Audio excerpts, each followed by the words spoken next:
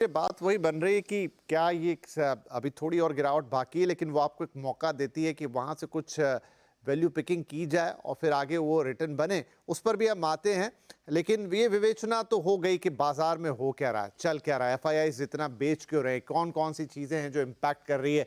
अब ये कि क्या कहाँ सबसे ज्यादा दर्द है, तो अभी आपने लार्ज कैप की भी बात की, तो लार्ज कैप का थोड़ा ऐसा होता है कि ब्लो लग गया, हड्डी टूटने जैसी बात है, धीरे धीरे प्लास्टर चढ़ा दिया रिकवरी आ जाएगी। लेकिन ये जो मिड और स्मॉल कैप है ना, छोटे छोटे वुंड्स जैसे है कि वो खुले घाव हैं जिसमें से लगातार खून रिसता रहता है और आपको तकलीफ होती है, और हर दिन और गिरावट उस पर नमक छिड़क देती है, ऐसा ऑलमोस्ट हो जाता है। तो अनुज, आप मुझे बताएं कि ये जो मिड और स्मॉल कैप का दर्द है, ये कैसे राहत इससे मिलेगी, ये कितना और चुभेगा? देखिए, मिड और स्मॉल कैप में बहुत केयरफुल रहने की ज़रूरत है। मैं पता है बार बार एक चीज़ कह रहा हूँ, बार लोग ना गलती क्या कर रहे हैं ना, लोग देख रहे हैं कि हाई से कितना गिरा है, हाई से कितना गिरा है, अरे हाई से 30% गिर गया, अरे हाई से 40% गिर गया। भाई साहब, चले कितने थे? 4-4, 5-5, 10-10 गुना हुए थे स्टॉक पिछले 2 से 3 साल में। अगर आपने फॉर एग्जाम्पल 2 साल पहले स्टॉक लिए थे ना, कई स्टॉक से मैं एग्जाम्पल दे सकता हूँ जिनमें 40% की गिरावट के बावजूद आप 3 गुना रिटर्न पे बैठे होंगे 2 साल में। तो बताइए क्या फ़र्क पड़ गया उसमें? हाँ, 5 गुना थे वो आपके, वो 3 गुना रह गए। दिक्कत उसको है जिसने लास्ट के 2-3 महीने में लिया था। दिक्कत उन इन्वेस्टर्स की है, या दिक्कत उन इन्वेस्टर्स की है जो लेके बेच देते हैं फिर लेते हैं, लेके बेच देते हैं फिर लेते हैं। जो पोस्ट कोविड लेके बैठे हैं उनको कहाँ दिक्कत है। लेकिन मिड कैप और स्मॉल कैप में रिस्क है, लेकिन मिड कैप और स्मॉल कैप में अपॉर्चुनिटीज़ भी हैं। इस चीज़ का भी ध्यान रखिए। ऐसा नहीं है कि अक्रॉस द बोर्ड सिर्फ सेलिंग आनी है। काफ़ी स्टॉक्स हैं जहाँ मिड कैप और स्मॉल कैप में मुझे लग रहा है कि आगे जाके अच्छा प्राइस एक्शन भी बनेगा।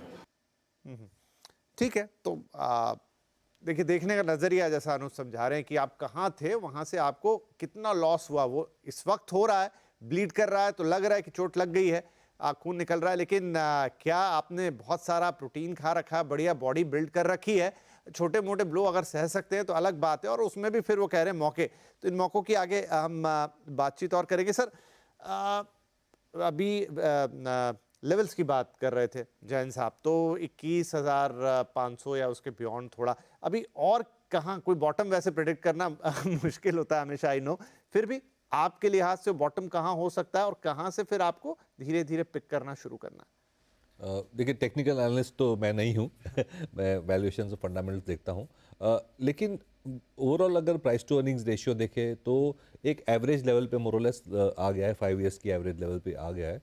तो जो 3-4 महीने पहले लग रहा था कि एक्सपेंसिव होगी इंडियन मार्केट्स, वो अभी माहौल नहीं रहा है। और हम अर्निंग्स की बात करें, और क्योंकि वैल्यूएशंस हमेशा हमेशा अर्निंग्स के पर्सपेक्टिव से भी देखना पड़ता है, तो अर्निंग्स की बात करें तो निफ्टी की जो प्रॉफिट ग्रोथ है वो अगले 2 साल के लिए करीबन 10% जितनी एक्सपेक्टेड है। लेकिन जो ब्रॉडर मार्केट है और विद इन दैट इवन जो स्मॉल कैप्स है, वो अभी भी लगभग 15 से 20% तक का ग्रोथ दिखा सकती है इन टर्म्स ऑफ प्रॉफिट्स। और उनकी जो वैल्यूएशन है वो मोरलेस लार्ज कैप्स के लाइन में आ गई है।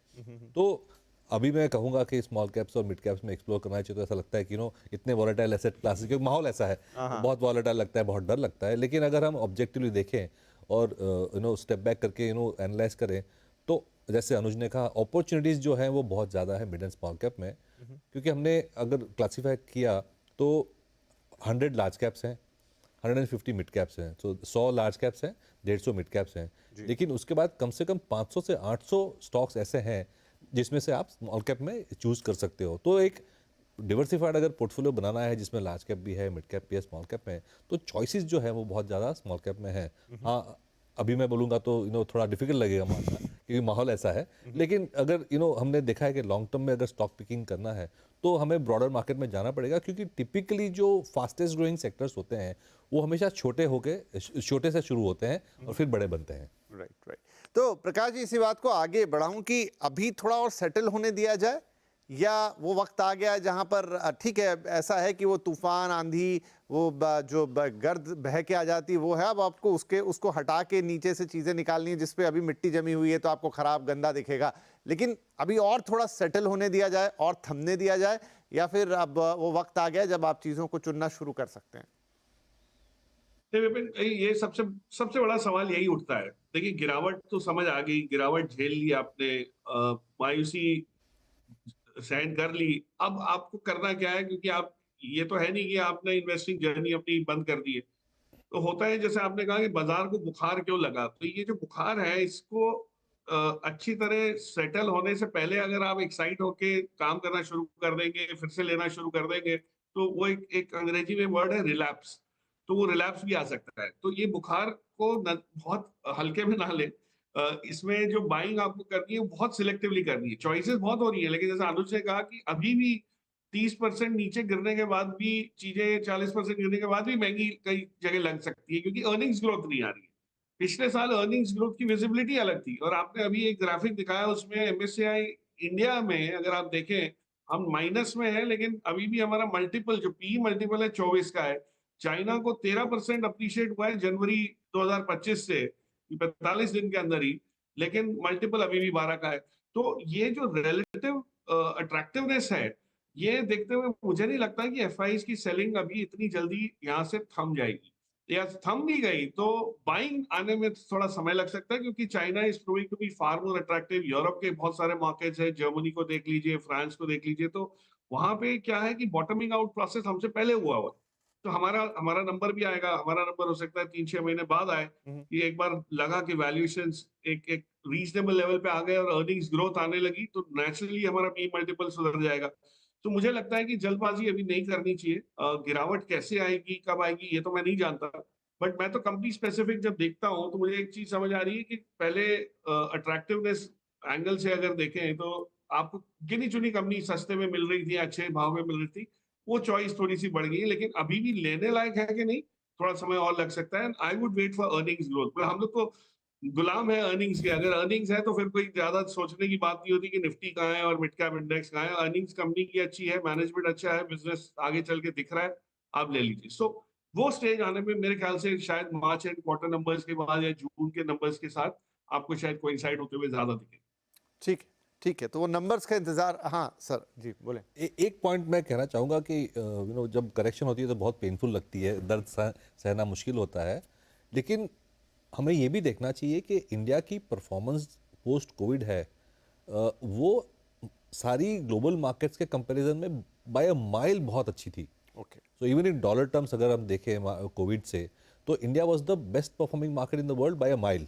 ओके, ओके, हमारा जो कंपाउंडेड रिटर्न है पिछले 4.5 साल में करीबन 30% से ज़्यादा रहा है, which is much more than बाकी सब मार्केट्स। तो 30% कंपाउंडिंग के बाद 5 साल के हिस्ट्री के बाद अगर बाजार 15% गिरा है, तो इतनी बुरी हाल नहीं है हमारे। हाँ, ये 15% जो 3 महीने में हुआ है वो amongst the worst performing markets हैं, सबसे खराब है ग्लोबल। बट अगर 3 या 5 साल का देखें तो अभी भी हम बेस्ट परफॉर्मिंग मार्केट हैं। और यही बात अनुज भी कह रहे थे कि आप अगर तुलना करें, गिर रहा है तो लगता है गिर रहा है, लेकिन देखें कि क्या है, तो आपका एक ये जरूर है कि आपका 5 गुना के रिटर्न पे बैठे थे वो 3 गुना रह गया होगा, लेकिन अभी भी ऐसा नहीं है कि नुकसान बहुत ज्यादा आपका हो गया। गिरता बाजार जरूर अच्छा लगे। हाँ, तो एक सवाल मेरे मन में आ रहा था जब अभी आप लोगों की बातचीत सुन रहा हूँ, एफआईआईज जब हम बोलते हैं कि बेच रहे, तो क्या वो 100% सिर्फ बेच रहे होते, कुछ सिलेक्टिव बाइंग नहीं कर रहे होते पीछे से?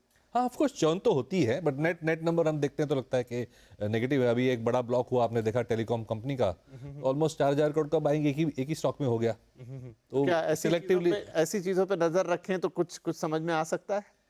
लेकिन ये तो बास्केट तो बहुत बड़ा है, मुश्किल है ट्रैक करना। बट मैं ये कह रहा हूँ कि सिलेक्टिवली तो एफआईआईज आते ही हैं, हमेशा चर्न होती रहती है।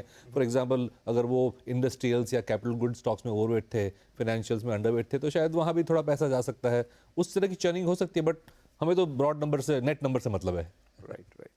पंकज जी, तो जब फंडामेंटल बातें कर रहे हैं तो अर्निंग्स पे बहुत ज्यादा बातचीत आ रही है, लेकिन अगर थोड़ा टेक्निकली देखें तो किस तरह के मौके बाजार में बनते हैं? अब उतना एनालिसिस एक आम निवेशक के बस की बात तो नहीं है, आप लोगों की राय पे ही बहुत सारे लोग निर्भर करते हैं, फिर भी समझने के पॉइंट ऑफ व्यू से कैसे देख सकते हैं?